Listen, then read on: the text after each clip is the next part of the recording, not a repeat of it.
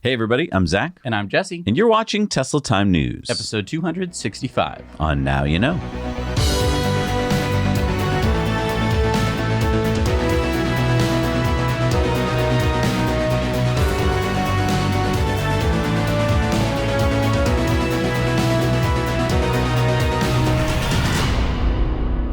We are brought to you by our amazing Patreon patrons. Help support creating independent news every week by heading over to patreon.com/nowyouknow. And there you'll find some awesome perks to help support this show. Hey, what took you so long? We're recording a show. Oh, I'm sorry. It took me a while to prepare breakfast. Why? Well, I like to have a high-protein breakfast, so I had to gather and prepare all the ingredients. And why not just a bowl of cereal from Magic Spoon, who, by the way, are sponsoring the show? Bowl of cereal? No. Like I said, I like to have a high-protein breakfast to keep me going all day. That's why I recommended Magic Spoon. They have 13 to 14 grams of protein per bowl and only 4 grams of carbs. That would be so much quicker and easier. Because, I mean, let's be real. Most cereals are just corn and sugar, which is why they're so full of carbs. Magic Spoon has no grains. They use milk proteins and alternative sweeteners. And I love the taste. Yeah, it's kind of magic how Magic Spoon figured out how to make a cereal that not only tastes like delicious cereal, but also isn't bad for you. Magic Spoon is also keto-friendly, gluten-free, grain-free, and soy-free. So get yours today at magicspoon.com/NYK and use our code NYK to get $5 off. Magic Spoon is so confident in their product, it's backed with a 100% happiness guarantee. So if you don't like it for any reason, they'll refund your money, no questions asked. And we're brought to you by BigBattery.com. No matter what you need to power, Big Battery can provide you with the latest battery tech at the best price per kilowatt hour guaranteed. Their batteries are easily installed, require zero maintenance, and they're made right here in the U.S. Pick up yours today at BigBattery.com and use code NOWYOUKNOW for 5% off at checkout. All right, so Tesla had record vehicle deliveries in Q3, 241,300 vehicles delivered.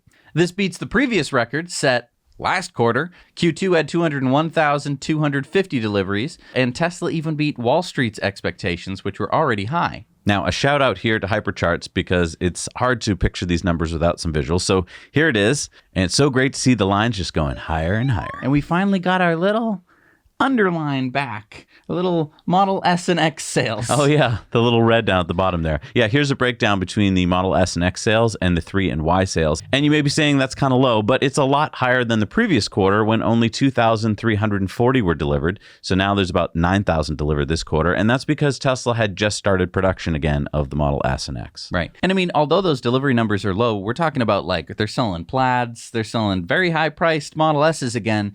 I think that this is definitely going to help their profit margin. Yeah, with Giga Berlin and Giga Texas hopefully coming online by the end of this quarter, Q4, Tesla could be hitting an annual production rate of over 1 million vehicles by the end of this year. And if you'd like to share this clip with your friends who are like, I don't think Tesla's doing very well at all, you can head on over to our Now You Know Clips channel where we cut these up into little bite-sized shareable clips that you can share with your friends.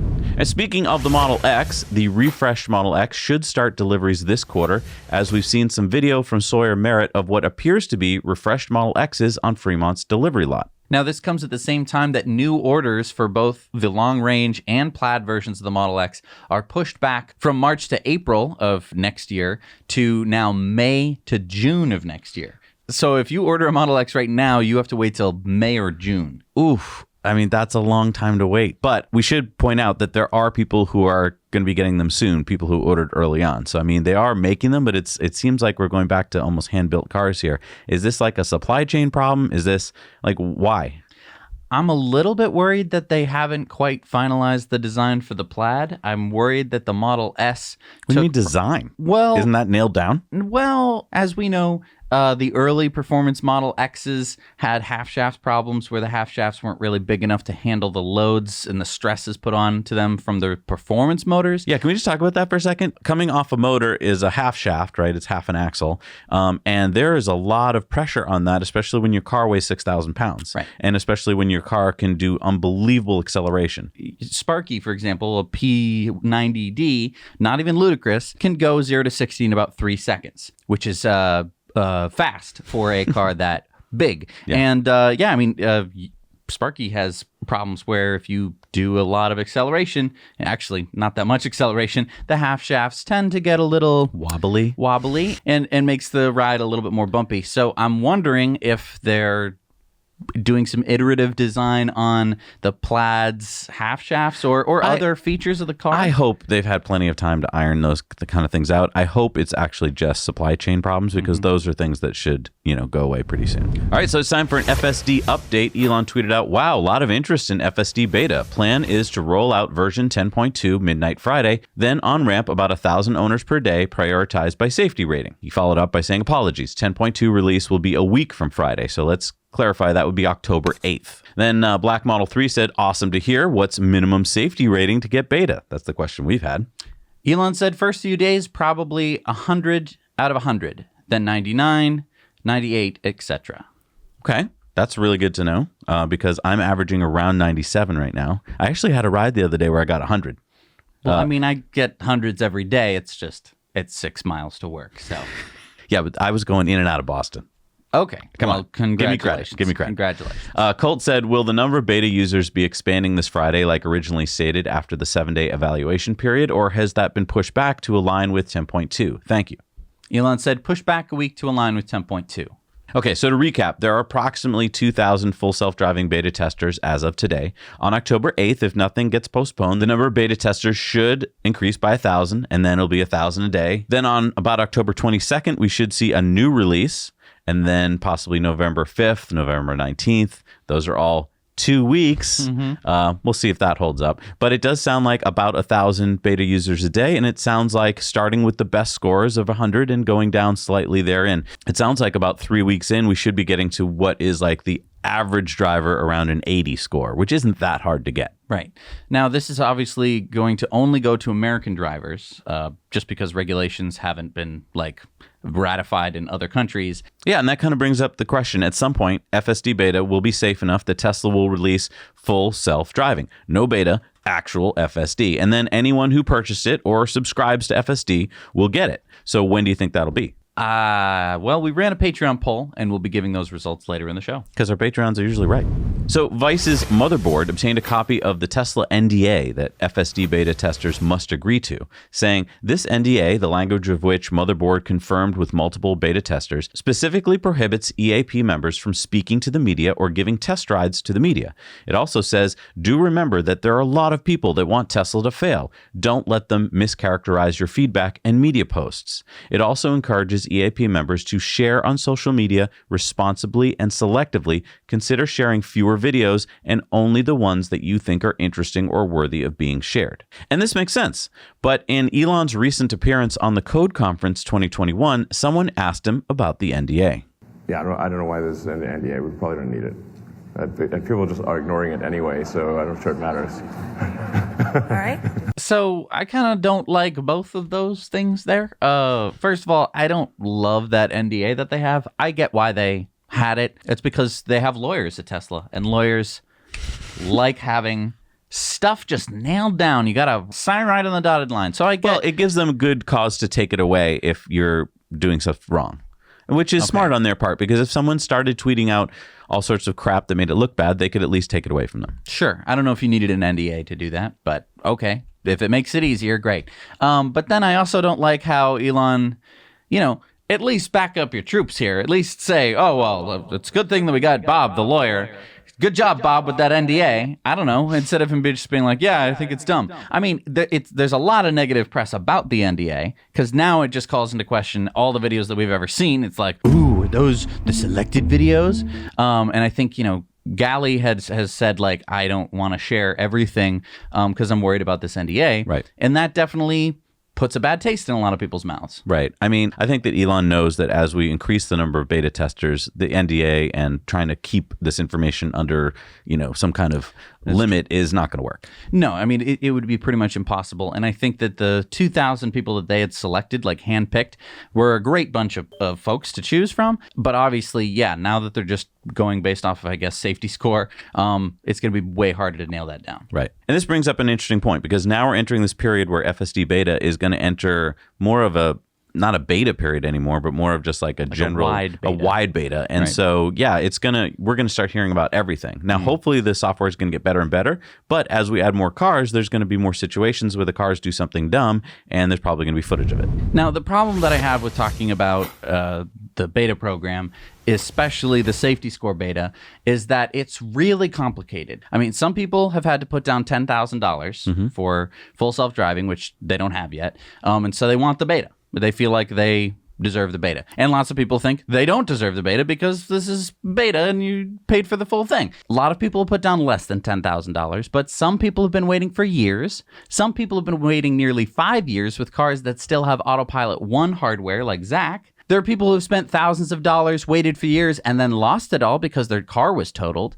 And of course, there's the usual like fuddy press and then the Tesla staunch defenders who want to defend Tesla's name. And it's further complicated by the fact that some people have the safety beta, some people don't.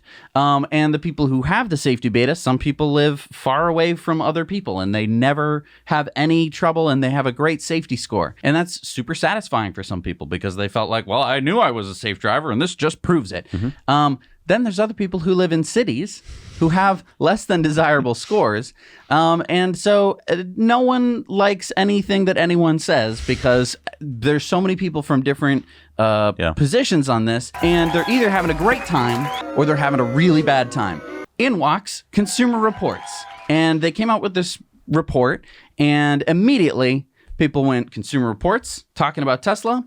Them. That was the general reaction. In Consumer Reports' safety score beta report, they're talking about just the safety score beta. They're not talking about full self-driving beta. They're basically just talking about the safety score in general. They talked to some experts who, of course, talk about gamification. What they really didn't like about the safety score beta was that Tesla wasn't using all of the data that they collect. They don't take into account speed. They don't take into account whether you stop at a stop sign or a stoplight, things that the car knows. And they thought that the metrics that they were collecting were arbitrary. And they thought especially that like the hard braking seemed a little bit too penalizing for just normal stops. So they didn't really love it.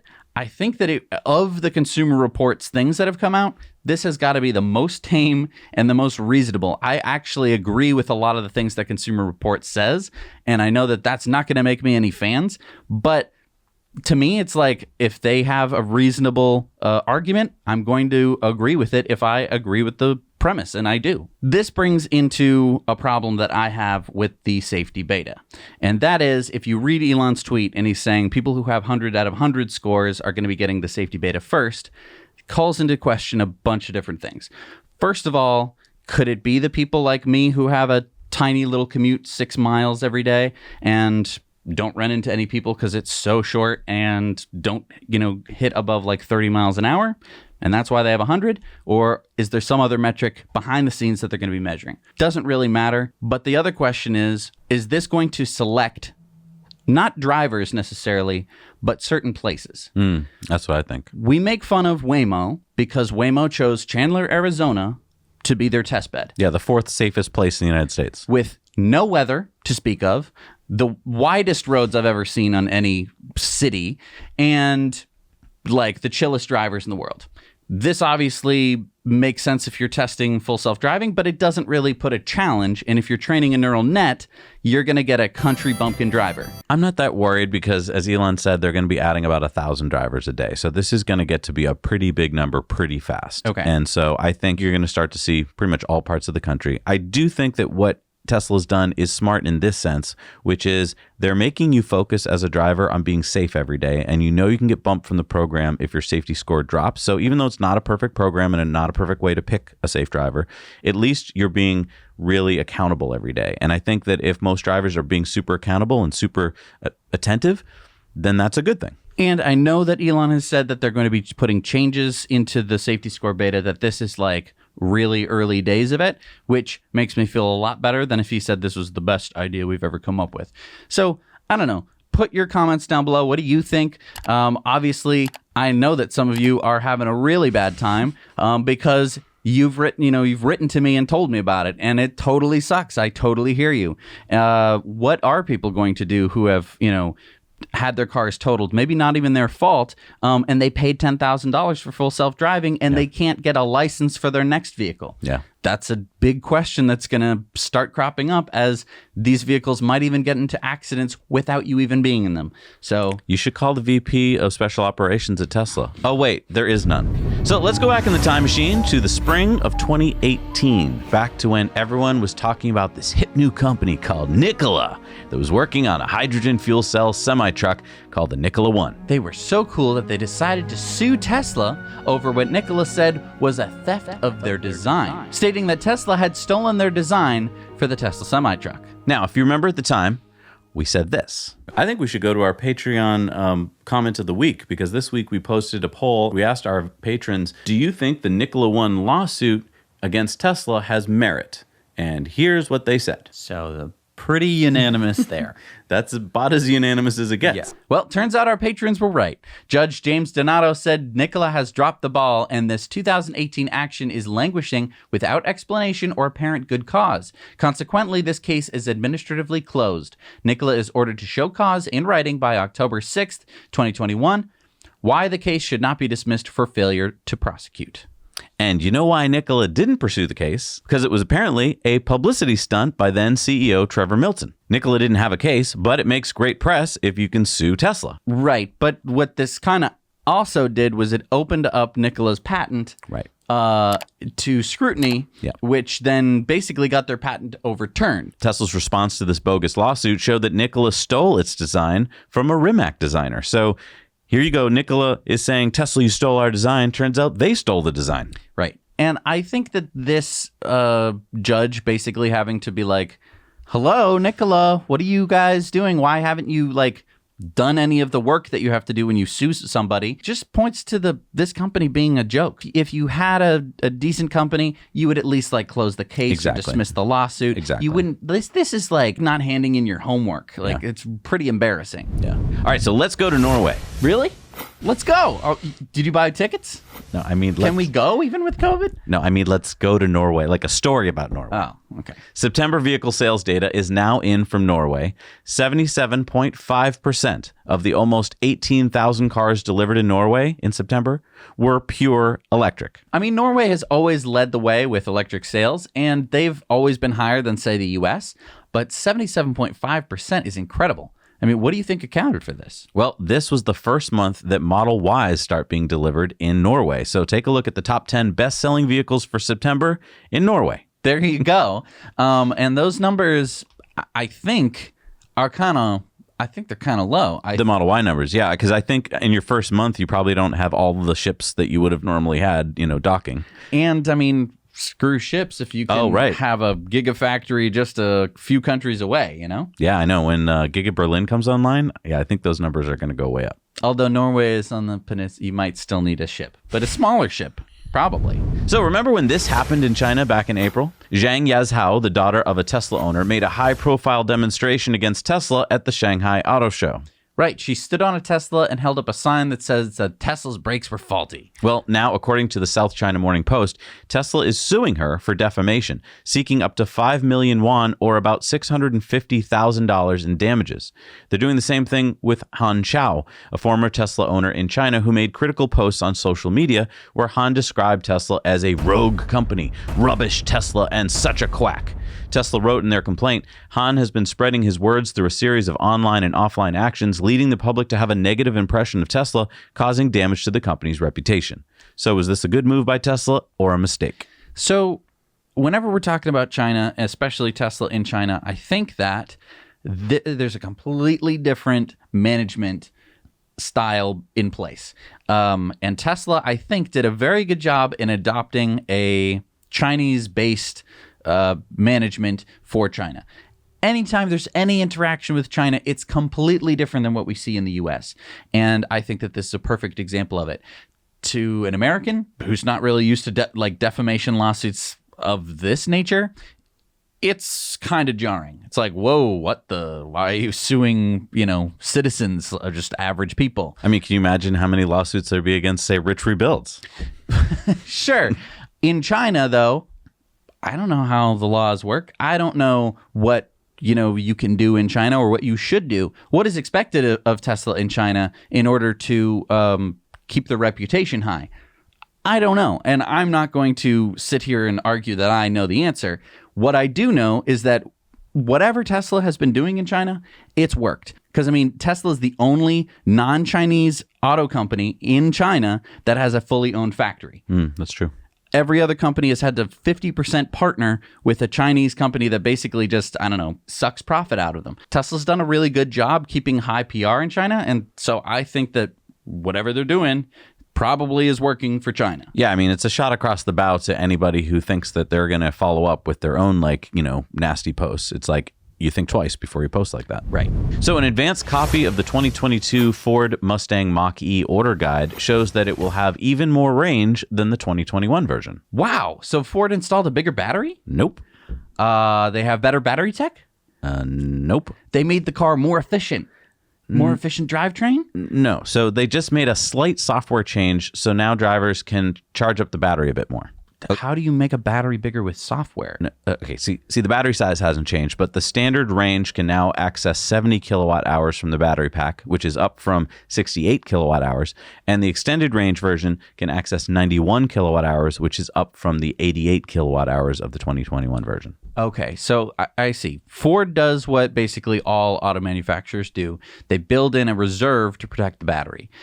But now wait, they're reducing the reserve to get a few more miles of range. Won't this reduce the cycle life of the battery? That's a good point. Yeah, the 2022 versions, which should arrive at Ford dealerships toward the end of this year, will have about 10 miles more of range. So the extended range will now have over 300 miles of range, but at what cost to the battery life? Because you're right, on Teslas, you can charge up to 100%. It warns you not to do it unless you're going on a long trip. But on these cars, it's kind of like they dumbed it down so that drivers don't have to think about it. Well, I think that Tesla still has a reserve. You don't actually get to a 100% state of charge of the battery cells, right? But it is close. Right. There's not this cushy reserve that a lot of car companies have. Ultimately, I think this is kind of a good thing for Ford to do, just because it gives more power to the owners. They don't have to charge up to 100% every day, so they could charge to a lower limit, and then for the days that they really need it, they could have more range, since, let's face it, they need it. Yeah, but they could be lowering the longevity of their battery pack. Yeah, but I mean, so can you with your Tesla. You can decide to charge it to 100% if you want to. I guess, but where's this going to stop? Is the 2023 version going to have 10 more miles of range, and then 2024, 10 more miles of range until they've maxed out the battery? Like, I don't know. And that's a good question. I mean, are they going to be software unlocking 2021 versions to have more range, or is this just a marketing thing? I think it's just a marketing thing. But speaking of the Mach-E, Swedish motor magazine Technicus Vard came out with this great video where they cover how poorly the Ford Mach-E performs in the Moose test and why that is. So take a look at this. Ooh! So according to them, the electronic stability control isn't doing enough to keep the car's rear end stable. That's a nice way of putting it. The Mach-E was barely able to execute the maneuver at 68 kilometers an hour. That's 42.3 miles an hour. Whereas the Model Y and the Ioniq 5 were able to do it consistently at 75 kilometers an hour, or 46.6 miles an hour. So some people I've been talking to about this were saying that the tire size Ford went with, which is 225 millimeters wide, was too narrow, versus the Model Y has a wider tire, 255 millimeters. I mean, what's up with that? Yeah, I mean, this means that the Model Y has 13% more tire patch and weighs also nearly 500 pounds less than the Ford Mach-E. Is this because Ford doesn't know how to size tires? Well, not really. I mean, the Ford Explorer, which weighs about as much as a Mach-E, has 255 to 275 millimeter tires. So I think what we're seeing is that this was an obvious trade-off for Ford. To get more range, you put smaller tires, less rolling resistance, which is great for range, but then as soon as you need to do, say, the Moose test, or not hit a moose, or not hit that obelisk that's floating in the middle of the road, you're in trouble. But didn't we report last week on how the Michigan State Police Department is testing the Mach-E as a police vehicle? And I assume, wouldn't you want to do a Moose test in that test? Right. I know they drive it around a race course, which isn't the most realistic. I mean, unless you're chasing criminals on a race course. That can happen. Which it can happen. It's pretty specific.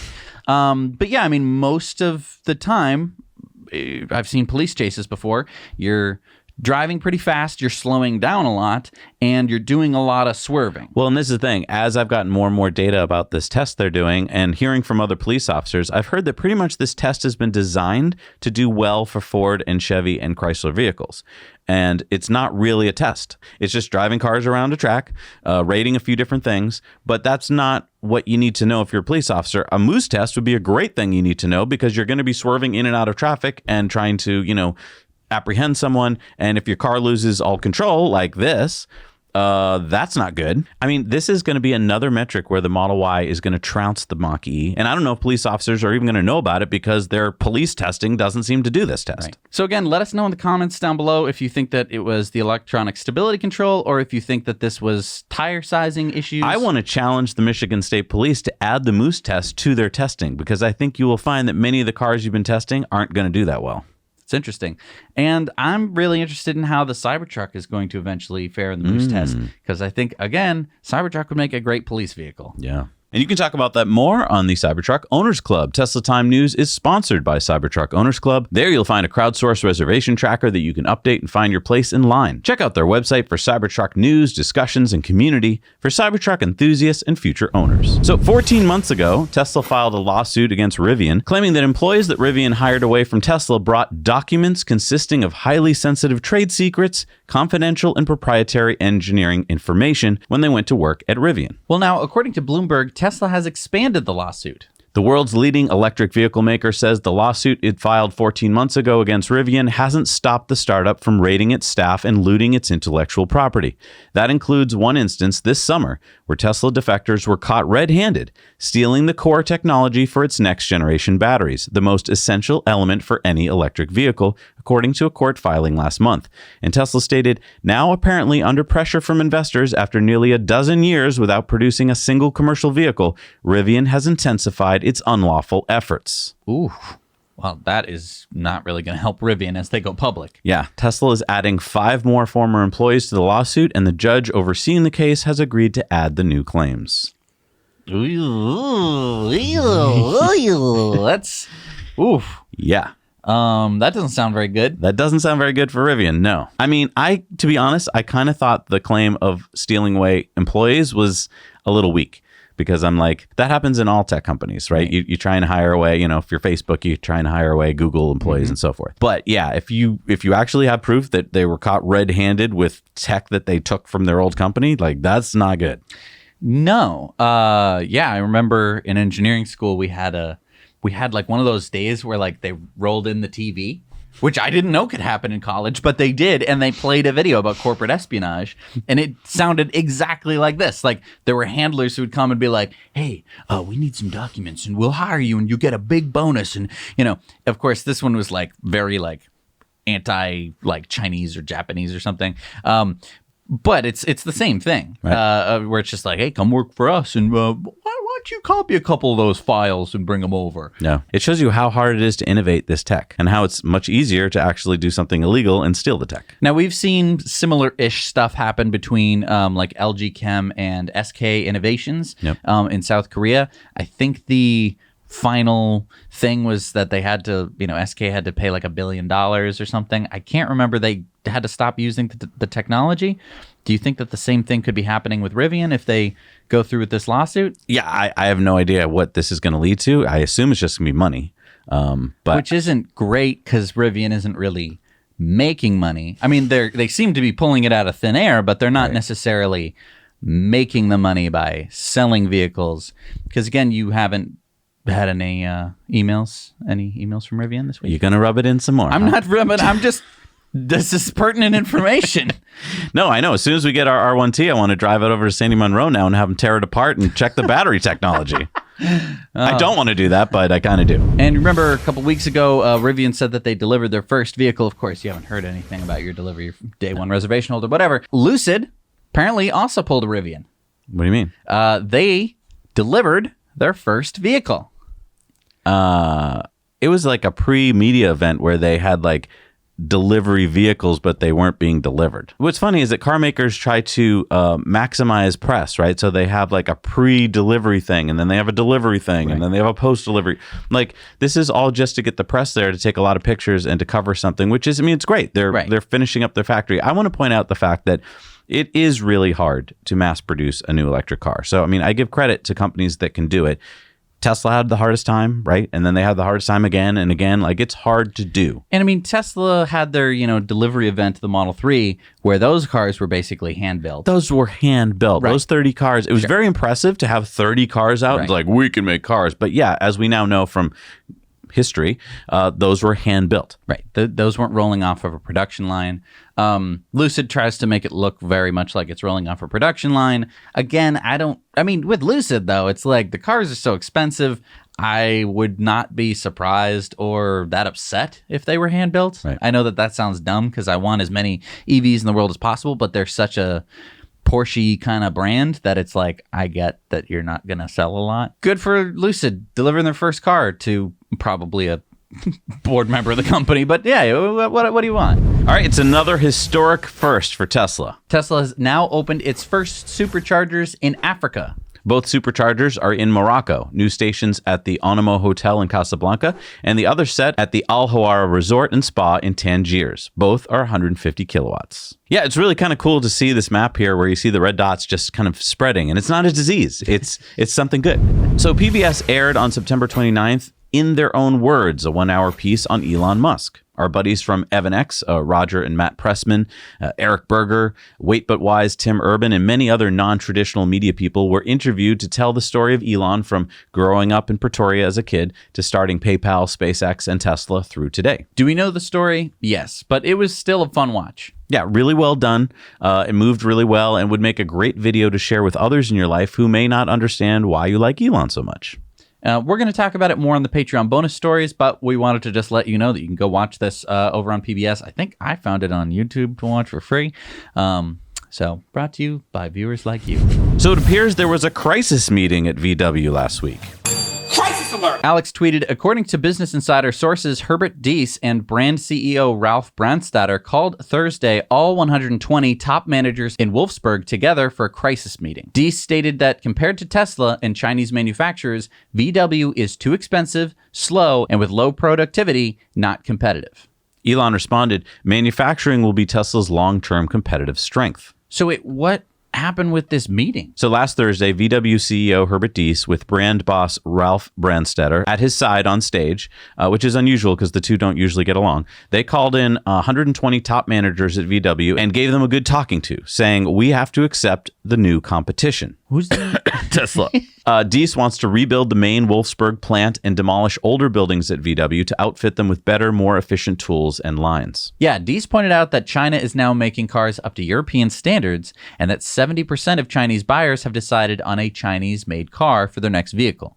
And he pointed out that Tesla can make a Model 3 in about 10 hours, whereas it takes VW about 30 hours to build a VW ID3 in Zwickau. Now, the bottom line is that in Germany, VW has 6 out of the top 10 selling models. But if you remove Germany from the equation, VW no longer has a top 10 car in the world. Well, I thought it was the second largest automotive manufacturer in the world. Yeah, it is. But it doesn't even make the top 10? No. And Diess also reportedly told his top managers regarding their upcoming 2026 Trinity EV project. That's the, next generation EV. He said Trinity has to raise the bar to a new competitive level, has to revolutionize it, even with new processes. So basically, Diess is telling his managers that what we already know. The ID3 and the ID4 didn't actually turn out to be the Tesla killers that they had hoped for. And now the next generation EVs that VW is planning, the Trinity project, needs to be even better than planned if they have any hope of keeping up with Tesla in China. And you better believe that Diess made sure that this was leaked. Yeah. Now, why, might you ask? It's so that way when VW either tries to have him ousted or goes belly up, he's pretty much protected. He's going to be the guy who said, yeah, I was telling you guys all along to change. I have to imagine this meeting was not pleasant for everyone. I'm going to just predict something here. I think Diess has a future at Tesla. I think that as Tesla is going to grow in Europe, they're going to need someone like Diess. And I think he's going to grow tired of being at VW, where he has to just keep pulling people along with him. And I wouldn't be surprised if after this meeting, a bunch of those managers start to group up and are like, let's just get this guy out of here. He's such a pain in the neck. Yeah, but I mean, he's right though. Like, He's absolutely right. and I do have to give him credit. I mean, going into making this YouTube channel, I thought VW was the absolute last player in the world that was going to adopt EVs. I thought that they were being pulled kicking and screaming. They are being pulled kicking and screaming, but Deese actually seems to get it and seems to be trying to put the ship going in the right direction. Well, yeah, it's like he's the captain of the ship and he's yelling like hard starboard, and then like all the people below him are just like, I don't think he said anything. Don't worry, keep going straight. Yeah, I mean it's like a quiet mutiny. Yeah. So good luck to him, because it would be great to have some competition for Tesla, as we've seen with the ID4 and our testing.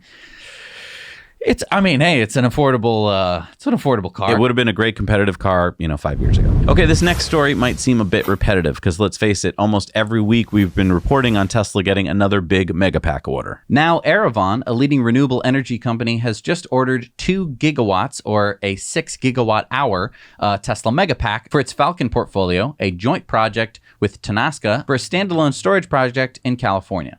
No wonder Tesla just announced the Megafactory in Lathrop. But let's try and put this latest order into perspective, because let's face it, most of us don't really grasp megawatt hours as a term. So first, let's take a look at this chart from our friends over at Hypercharts of Tesla's quarterly revenue by segment.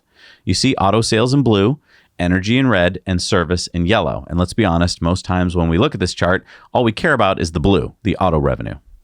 But let's do this. Let's remove the blue and the yellow and just focus on energy revenue. Okay, so here we have it. For most other companies, having this revenue chart would be super exciting. Record revenues of energy products. But why is this latest Megapack order from Erevan so exciting? Well, take a look at this chart of Tesla energy storage deployed by quarter. Tesla's biggest energy deployment quarter in Q4 last year was for almost 1.6 gigawatt hours of storage. Now, look at Erevan's order again. 6 gigawatt hours. That's twice what they sold all last year.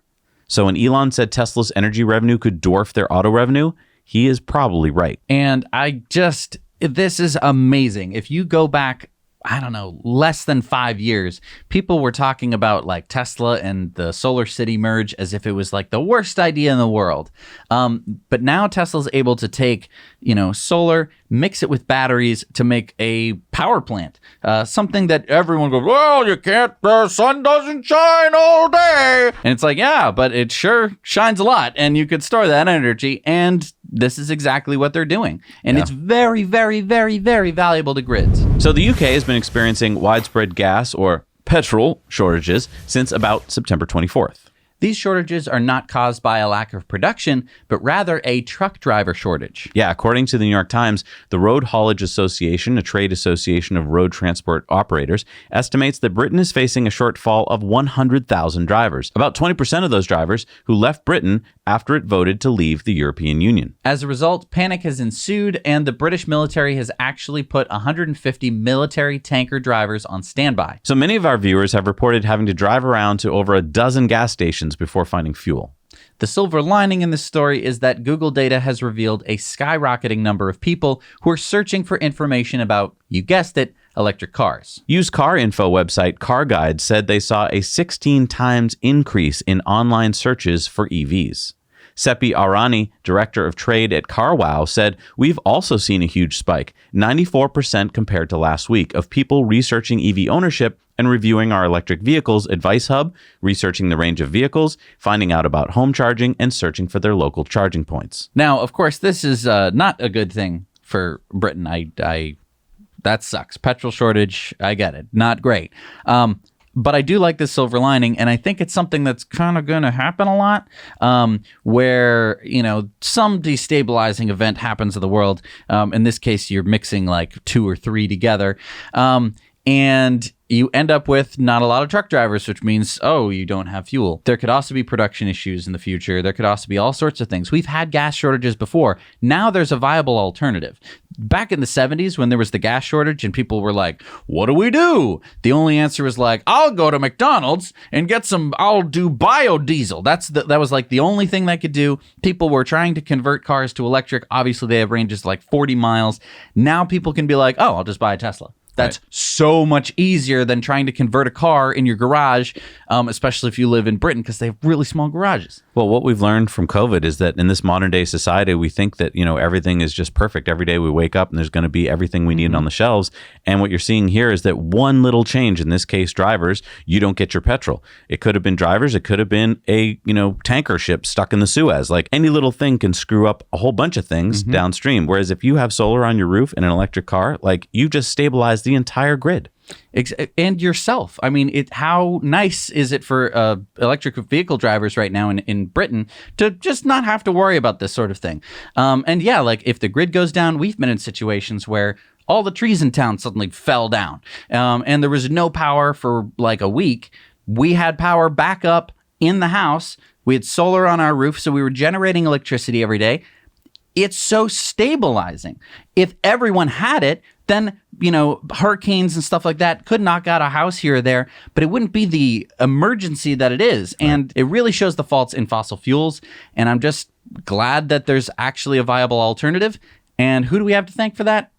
Tesla. So we reported on BrightDrop earlier this year. That's GM's new commercial electric logistics company. They're making the EV600, a 600 cubic foot cargo truck that FedEx has placed 500 orders for. Now BrightDrop has announced a smaller version, the EV410. So let me guess, this one has 410 cubic feet of cargo space? Correct. You speak GM language. Yes, the EV410 will be 20 feet long and should be able to park in a standard parking space. Now, I remember that GM has plans to spend $800 million to convert its Cami assembly plant in Ingersoll, Canada, to make these by late 2022. Well, now Verizon, which is committed to a zero-emissions fleet by 2035, has placed an order for the smaller EV410. I guess it's just the right size for their needs. We don't know how many they ordered. GM hasn't said, so my guess is it's not a big number.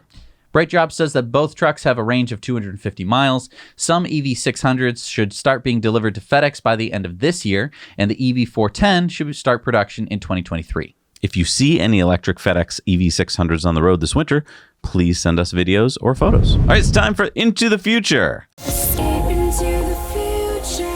So Ford just announced Blue Oval City. Blue Oval City? What is that? Like a Viagra theme park? No. Good guess, though. No, this is going to be a 6 square mile factory complex built in Stanton, Tennessee. Wow. That's big. So that's roughly the size of LAX. It's like bigger than 2 gigafactories put together in terms of land area. So what are they going to make? Well, they're going to make the next generation of F-Series pickup trucks and EV batteries. The plant is going to be built in partnership with Korea's SK Innovation battery cell manufacturer. Okay, so basically it's like, hey, SK, would you like us to build you a factory so you can make and sell us batteries? Yeah, SK would be dumb to say no to that. On top of this, SK and Ford will be building Blue Oval SK Battery Park in Glendale, Kentucky, which will consist of twin battery plants that will power a new lineup of Ford and Lincoln EVs. Ford will spend over $7 billion, and SK will spend $4.4 billion to build these complexes and will employ 11,000 workers when completed. The 3 new battery plants will produce 129 gigawatt hours per year of batteries when completed in 2025. So do you think they're going to hire Guns N' Roses to do their theme song? Why? Come on down to the Blue Oval City where the batteries are green and the cars are pretty. Come on to Blue Oval City. It's not a bad theme park. That's exactly what they should do. I think so.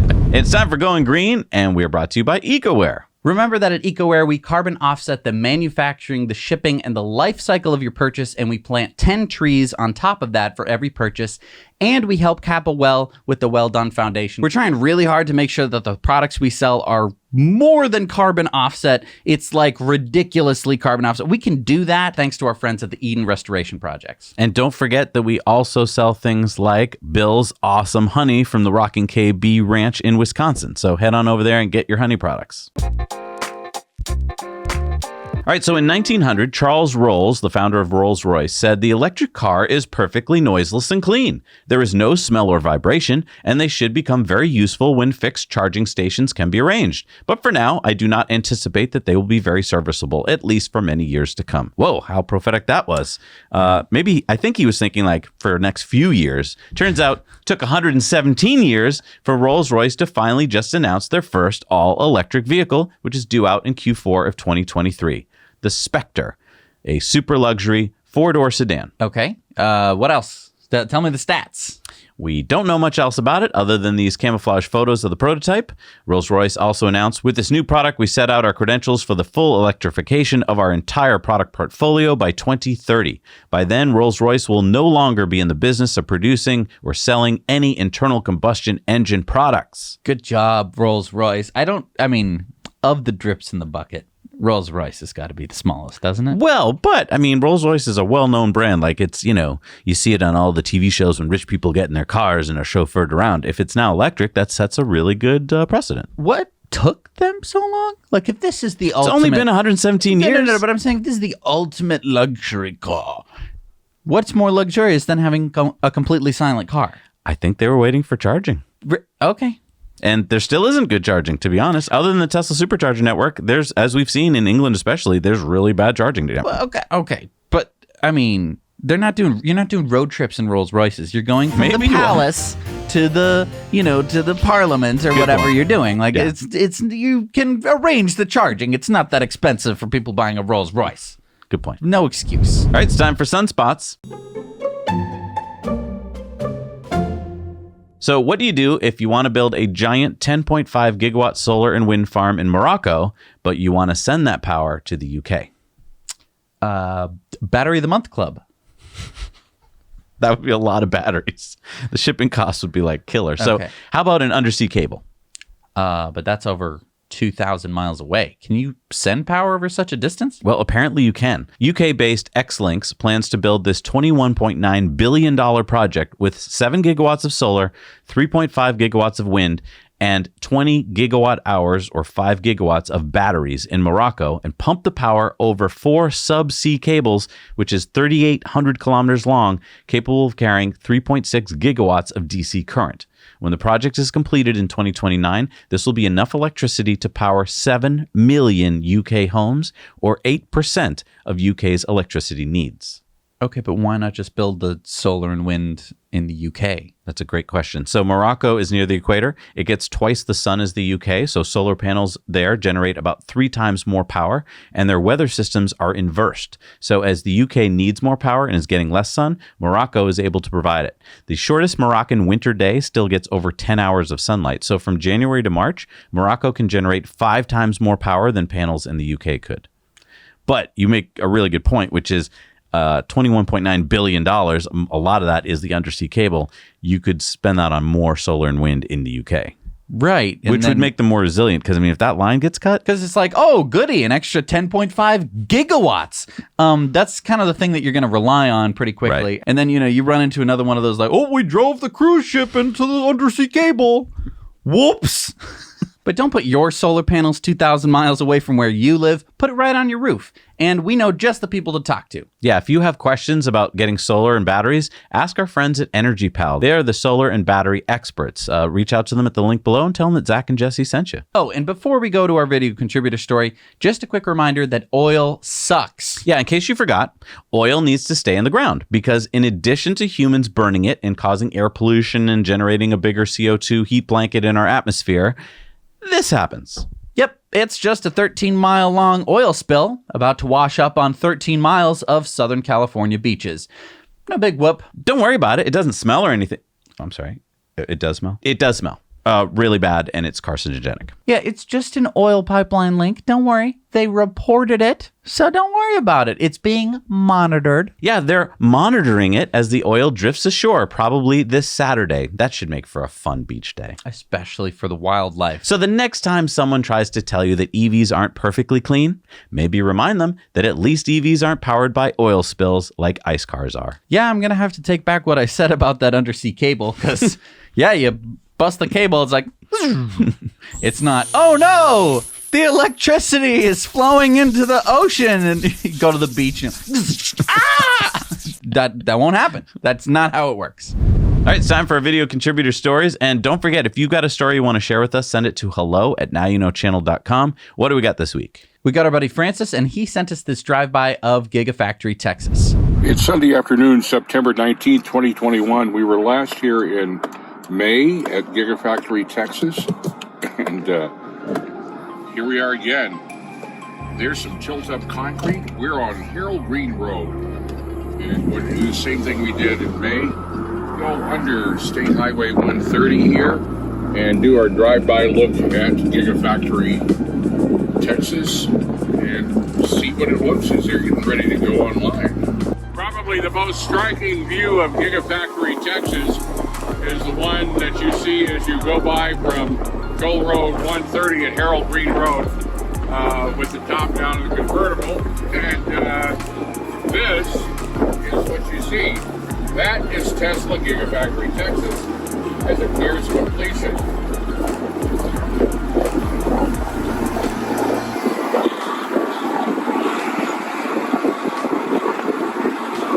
Still a lot of glass to go up. Still a lot of earthwork to be done.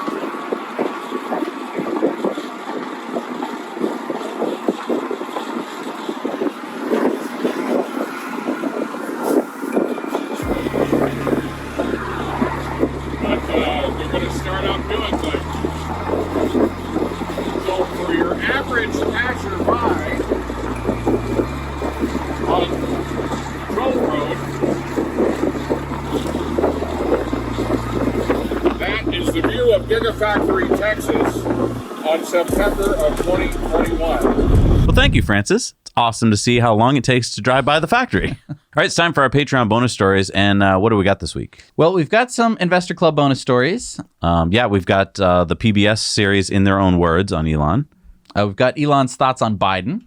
We've got China's power problems, which Elon says is a big deal. And we're going to be talking more about the Texas police lawsuit. All right, so if you want to check those out, go to patreon.com/nowyouknow. Support us for as little as $1 a month, and you get access to all our Patreon bonus stories. See you there. It's a Patreon bonus stories. Hey, everybody, we're back from the Patreon bonus stories. It's time for the shout-outs. These are people that are going to get their names on the end credits at the end of the show because they support us making this show. Who do we got this week? We've got William Pulley, Majdi MJ, Michael Rupp, Emil Hiltunen, Michael Graff, Michael Nimitz, Brian Vikenik, El Guapo Guano, Connor Bugeaud, Christopher Heron, Eric Overum, Mark Trinidad, Marvin McCreary, Philip C., John Michael Brinkerhoff, Chimereze Muroku, Sean Rockarts, Gurvinder Body, Silona Bonewald, Jeff Sparks, Nameless One, Bob Roth, Robert McBrayer. and David Wilson. Thank you so much for supporting us. We can't do the show without you. All right, it's time for Elon's Tweets of the Week. And Teslarati published an article about Tesla investors being urged to ditch Kimball Musk and James Murdoch from the Tesla board. And Elon responded, ISIS? that's because ISS is the shareholder that's trying to get them to vote that way. So remember, if you're a Tesla shareholder, you can vote too. I mean, I don't like James Murdoch. Yeah, I hear you. But I like Kimball Musk. But I like Kimball Musk, so that's how you should vote. Okay. Scott said, Elon, any plans to add a guitar flamethrower with the next update? Elon said, of course, Cybertruck option package. That would be awesome. Can you imagine if you got a Tesla guitar flamethrower? Guitar not a flamethrower? There you go. Lab Padre said, tile pickup on aisle 3. Multiple TPS tiles break off of S20 during RCS testing. Elon said, headed tank vent knocked off a few tiles. So It's just a test. you got to learn this stuff. But Everyday Astronaut said, how are the tiles going to stay on during ascent? I'm still a little surprised nature didn't have the right idea and do the tiles more like scales. On ascent, there'd be less room for aerodynamic forces to rip them off, and it'd allow for expansion and contraction of the steel. Elon said, if tiles are not super thin, you get a hot plasma water falling off edges of tiles, creating hot spots. That said, I'm not entirely convinced that this couldn't be done with several overlapping scales of metal sheet with an insulator between scale armor and primary structure. So they're just talking about rocket science stuff. No big deal. Neopork said, serious question. I don't understand why SpaceX always gets the lowest government award of the group for developing and testing new tech. Do they bid low, or is it because they're further along in development, or what? Eric Berger says they typically submit the lowest cost bid. Elon said, we aim to do the most for the least money. Slashdot tweeted out, China's growing power crunch threatens more global supply chain chaos. Elon said, this is a serious concern. And we did a Patreon bonus story about it this week, so learn more about it there. And then Shibatoshi said it's all just dart throwing. This is about Mr. Gokes, the crypto trading hamster, beating human investors. Elon says, hamster has mad skills. And Sir Doge of the Coin said, remember the hamster trader? This is him now. Morton Grove, captain of all Tesla ships, said, so Toyota's running anti-EV ads in Germany too. Sad. Here's one. Space.com said, who was James Clerk Maxwell, the greatest physicist you've probably never heard of? Yeah, he's the one who came up with Maxwell's electromagnetic propagation equation. Of course. Had to learn that one at school. Elon says Maxwell was incredible. Michael Sheets says, Amazon's statement to CNBC, SpaceX has a long track record of suing the U.S. government. It is difficult to reconcile that historical record with their recent position on others filing similar actions. Elon says SpaceX has sued to be allowed to compete. BO is suing to stop competition. Wow, I didn't think Blue Origin. BO, that's great. Eric Berger said, this is hilarious. Amazon sent us a 13-page PDF to prove Elon Musk is as litigious as Jeff Bezos. Golly said, this chart of Tesla's cash ROIC, which is the return on invested capital, compiled and calculated by Freshiva, is the crux of the argument. At 23%, despite growing pains and not having factories at full capacity, Tesla's ROIC is in the league of world-class tech companies, not auto companies. Elon, it will keep rising too. Elon says, no guarantees, but I think it will. This is a big part of what I meant by Tesla's long-term competitive advantage being manufacturing technology. That's a pretty bullish tweet by Elon. Yep. PC Gamer tweeted out, wonder when the chip shortage might end or at least improve. AMD CEO Dr. Lisa Su says things could begin to get better by the second half of next year. Elon says AMD has been great to work with. That's a long time to wait. Lab Padre said S20 proofing concluded for the night. D-Tank at 11:30 p.m. CDT. Elon says proof was good. Tasmanian said the 2021 Code Conference video, SpaceX founder Elon Musk's goal is not to send himself to space. It is to open up space for humanity. Elon says that is the goal. Shane Kimbrough said, hello, South Padre Island, Port Isabel and Starbase, Texas. Can you find SpaceX's South Texas facility and launch site in the picture? Elon says, hello, space station. Great pick. That's me waving. Elon said, with Tesla's solar roof and Powerwall battery, you're your own utility. 24/7 clean, sustainable electricity. And he tweeted out this GIF of, looks like Starbase getting hit by lightning. And he said, this is real, by the way. And he tweeted out, amazing show about Inspiration 4 Mission. Yeah, you can catch that on Netflix. You definitely want to see it. Viv said, curious what you think about Foundation on Apple TV, given these are some of your favorite books. Elon says, I really wanted to like it. Yeah, I felt that way about episode 1. Episode 2 is better. But he said, new Dune is good. That comes out later this month. Earl of Frunk Pumpkin said, Elon, we are inundated with white Model 3s and Ys. Please change the free color to something else. Thanks. Silver? Bring back silver. Just a thought. Also, where's Floki? Elon says, good point. We'll discuss with team. Floki pick tomorrow. Sawyer Merritt said, decade after Jobs' death, has Apple traded magic for profit? Elon says, I wish I had the opportunity to talk to him. That would have been a great meeting. Yeah. All right, we did a poll this week. What was it? When will full self-driving get a wide release? Well, the good news is our patrons are almost always right, so this could be the answer. The only problem was I forgot to mention where I was talking about. I was, of course, thinking about the U.S. when I was talking about it, but I didn't specify that in the poll, so I think why we got a little bit more of a spread. You can interpret it however you will, but here are the results. Most people thought by the end of next year. So that sounds about right. Yeah, so I mean, a year away. It was either this year, next year, or 2023. Or 2 weeks. All right, it's time for Community Mail Time. Community mail time. And remember, if you've got things you want to send us, send them to hello@nowyouknowchannel.com. We'll try and get them on the air. Mr. G, our favorite shop teacher, sent in this picture of the NYPD's Tesla Highway Patrol car at a recent event near New York City.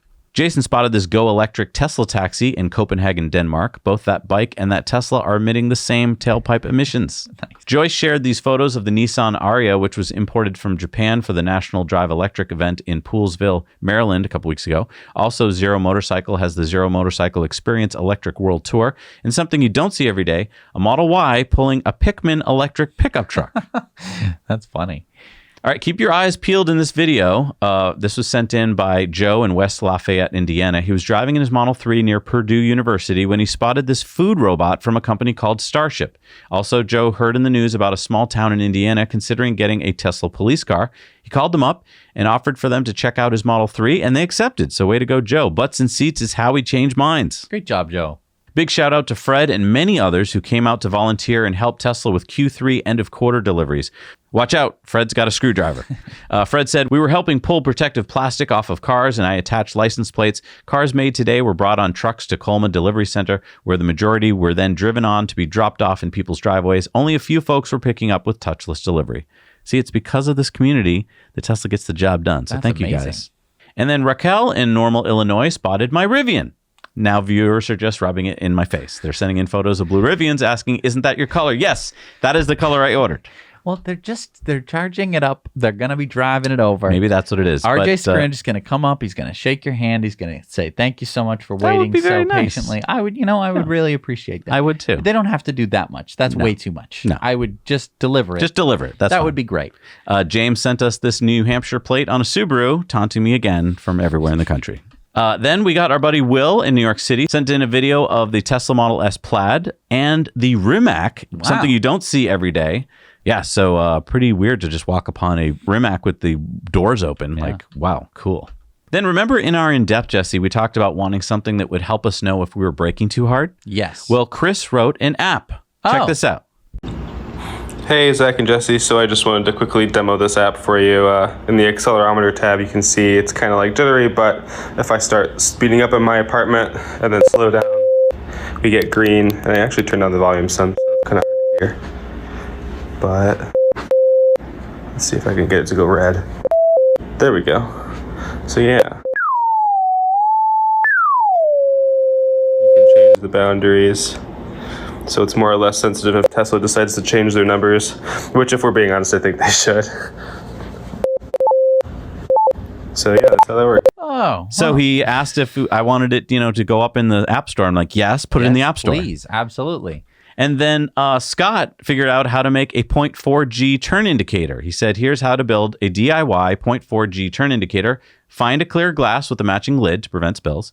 Measure the inner diameter of the glass. Fill the glass to a diameter divided by 5 units below the lip with the water or a colored liquid. Seal the lid on the glass. How to use it? Fix it to a flat surface in your car within easy line of sight of the driver. When turning, if the water level touches the lip, you have exceeded 0.4 Gs in any direction. Wow. So we got the high tech and the low tech version. I mean, I like this solution too. That's kind of cool. Pretty awesome.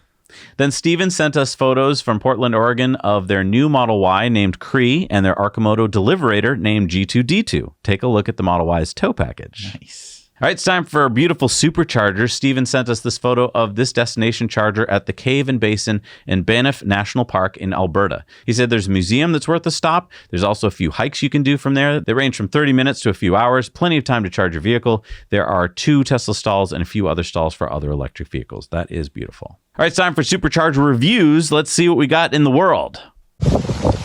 Hi, Zach and Jesse. Big fan here from Southern California. My name is Sunil, and I'm here in Chino Hills, California at the shops. We got a brand new, just installed 16 stall version 3 Superchargers here at the shops in Chino Hills. There's everything over here. I mean, I'm just gonna straight out and say in the beginning of this video, this is a 10 out of a 10. If there is a 10, this is the yardstick to use right here for a Supercharger. Let me just point this. So we're actually at a strip mall, and there's everything. PF Chang's. We got a strip mall with all the shops for shopping. There's a wood fire grill. Out there in the distance, that dome building, that's a yard house, and then just beyond that yard house is actually what's that market called? Trader Joe's. Now you know. Hi, Zach and Jesse. Art Shalik with the Delaware Valley Tesla Owners Club here at the Egg Harbor Township 8-stall 150 kilowatt supercharger. It's located at exit 36 of the Garden State Parkway, mile and a half south of the Atlantic City Expressway. In this shopping center, we have a hair cuttery, a pizza shop, a bonefish grill, if I can say it. Also, there's a liquor store, and over there, the other side of the liquor store is a Royal Farms convenience store, which has restrooms and refreshments. On the other side of this area, there is Lidl's grocery store. About a half a mile from here, there is 2 hotels, a Hampton Inn and a Residence Inn. So I give this Supercharger a 9 out of 10. Now you know. Hey, Zach and Jesse. We're coming to you today from the Miles City, Montana V3 Supercharger. As you can see, it's 8 stalls. 8 stalls, all V3. Our Model 3 mid-range on the end charging. And as luck would have it, we have a fellow Wisconsinite in their Model S from a town about 100 miles from us that happens to be here at the same time. We're both heading west today. The Supercharger is a stone's throw from I-94, so it's a really short jaunt off the interstate. And as you can see, we are actually in the parking lot of a Cenex gas station. Has a nice convenience store up front, nice amenities. My wife says the restrooms are nice and clean. There is a hotel nearby. And another one right over here, a Super 8. Other than that, there's not a lot nearby. I'll give this an 8 out of 10 just because it was so easy to find. Now you know. Did you say that there are showers here too? Yes, there are showers. 2 showers. Wow. Well, then I'm going to up this from 8 to 9 out of 10. I'd go 9.5. Okay, 9.5. She's the boss. Now you know. Hey, Zach and Jesse. I'm at the Williamsport, Pennsylvania 250 kilowatt supercharger here in Williamsport, Pennsylvania. There is a car wash, Sheets, 24 hours, Fairfield across the street. Okay, amenities, I'd give it a 7 out of 10. There's some nice grass for the dogs, and there is a Wegmans supermarket close by. Check it out. Now you know. Thank you so much to everyone who does those Supercharger reviews. You could be one of them. All you need is a phone. You might even be watching the show on it. You just walk up to a Supercharger location. Or a destination charger. Turn your phone to landscape, record it. Don't use any music. Try and keep it below, like a minute and a half, just for brevity. Really helpful. Upload it to nowyouknowchannel.com/supercharger reviews. All right, what do we got for new Superchargers in the world? We got the 6-stall version 3 in Hartshead Moor in UK westbound. The 6-stall version 3 in Hartshead Moor, UK eastbound. Number 82 in Norway is the 4-stall version of 3 in Kautokeino, Norway. Number 26 in Maryland is the 8-stall version 3 in Edgewater, Maryland. Number 243 in California is the 8-stall version 3 in Susanville, California. The 8-stall version 2 in Greensboro, North Carolina. Number 32 in North Carolina, the 8-stall version 3 in Colfax, North Carolina. The 4-stall in Niigata, Japan. Number 53 in Sweden is the 8-stall 250 kilowatt in Ange, Sweden.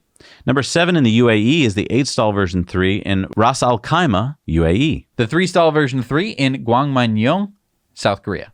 Number 39 in Spain is the 4-stall version 3 in Sagunto, Spain. Number 6 in Israel is the 6-stall version 3 in Modi'in, Israel. Number 6 in Ireland is the 2-stall version 2 in Tralee, Ireland. Number 52 in South Korea is the 8-stall version 3 is Yeonsu at Donchon in South Korea. Number 16 in Missouri is the 12-stall version 3 in Brentwood, Missouri. Number 2 in Singapore is the 3-stall version 3 at Millennia Walk in Singapore. Number 28 in Massachusetts is the 12-stall version 3 in Stoughton, Mass. The first Supercharger in Africa is the 4-stall 150 kilowatt at Anomo Hotel in Casablanca, Morocco. Number 2 in Africa is the 4-stall version 2 in Al Hawara Resort and Spa in Tangier, Morocco. Number 8 in Kentucky is the 12-stall version 3 in Louisville at Preston Highway, Kentucky. The 8-stall version 3 in Quesnel, British Columbia. Number 86 in the UK is the 6-stall version 3 at Flimwell Park in the UK. Number 124 in Canada is the 6-stall version 3 in Edson, Alberta. Number 37 in Japan is the 4-stall in Tottori, Japan. Number 31 in Illinois. Number 1,151 in the USA is the 8-stall version 3 in Dwight, Illinois. Number 103 in Germany. Number 701 in Europe, and number 3039 in the world is the 12-stall version 3 at Rosenheim in Germany. Wow, that was a lot of Superchargers. Whoo! Okay, it is time for our Patreon giveaway. And if you've noticed, we started the end credits a little early because I wanted to slow them down. I wanted people to be able to read the names because you guys are important. And if you want to get your name in the end credits, you just head over to patreon.com/nowyouknow. Support us for as little as $5 a month, and you can get your name in the end credits. And for every $1 that you help support the show, you get your name in this big barrel of fun. The winner this week is the Eggert family. You are going to win a $30 gift card to EcoWare, where we design with solar energy. We completely offset everything we sell. You buy a tea, we plant 10 trees. So head on over to EcoWare and pick out something you like. And help support the show. We'd really appreciate it. Yeah, we got lots of cool designs. I mean, I'm wearing an oldie but goodie, obviously. Me too. I like that one. Can't rely on dead dinosaurs forever. Oh, and bring over that mug there that you've been sipping from. Yes. This is from our buddy Randy. You can get his mugs, not this exact one, but a lot of his cool new designs on EcoWare. Yeah, you wouldn't want this mug full of coffee. Right.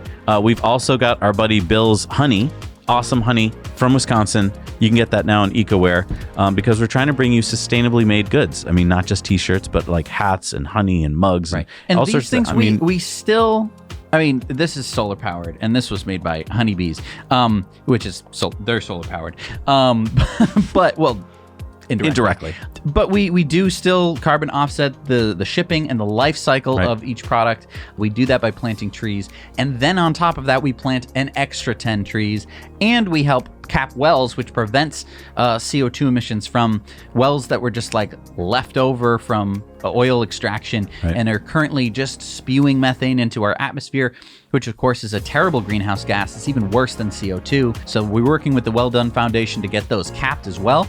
So we're really trying to do a lot, and part of the doing a lot is that you get to have these shirts, and that will hopefully help start conversations. Because that's some of the most important things that you can do. And what I love about like these two products, they're community members. These are people who watch the show just like you do, and we're all doing this together. And it makes me feel just really good every week knowing that that's how we're doing business. So if you want to support the show and get yourself some cool stuff, head on over to EcoWare. You're going to find stuff you like. I know you will. I want to thank everyone for watching this video. If you would just take a moment and hit the like button, it makes a big difference. Yeah, I mean, it takes a tremendous amount of work each week to do the show, and it would not be possible without Patreon support.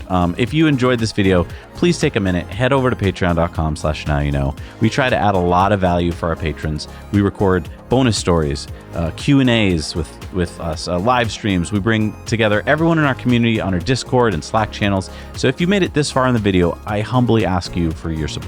So thank you so much for watching again. We will see you next week. Now you know.